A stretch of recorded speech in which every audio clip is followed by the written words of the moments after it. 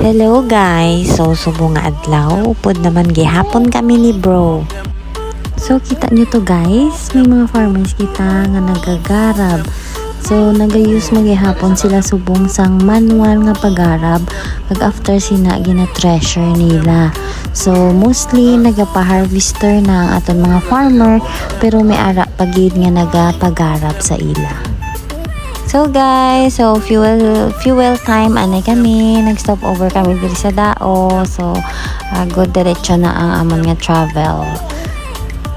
So amo ni ang amon nga ginagyan ang dao nga plaza, public plaza.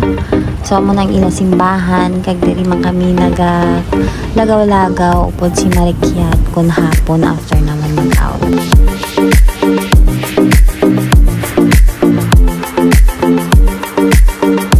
So diri nga portion guys, as you can see, may mga farmers na kita nga mga naka-prepare na ang ilang nga farm area pero may ara pagid nga iban nga wala pagid naka-establish. So ang iban naka-vegetative stage na, so amo nang problema naton kay ang aton nga pagtanom subong is hindi na siya sang synchronized nga pagtanom.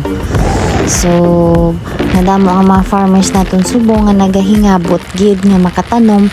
So ang iban nabayaan kay tungod ang iban naguna na sila sang tanom kaya mo gani hambal naton may ininyo kita subong. So guys, kita nyo kanami lang makita ang mga farmers naton, wow, nga naga-harvest kag naga-practice gihapon sang threshing.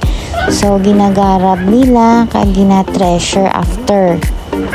Pero guys, as you can observe, ang aton mga farmers subong naga-adapt na gid sang aton nga new technology. But silingon nagagamit na sila sang mga harvester, transplanter, so mga bag-o na gid nga mga makinarya ang ila ginagamit. Pero syempre ang nakagawian naton sang una no, sang kita pa ang ara sa uma, ang baggarab kag ang mag-treasure. Pero until now ang iba naton nga farmer naga-practice pa sang amo sina nga kultura.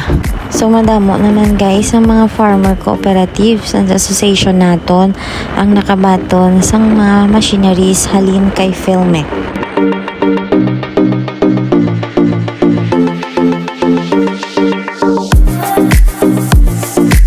So that's all for this video guys. So thank you sa supporting nyo sa akong first video.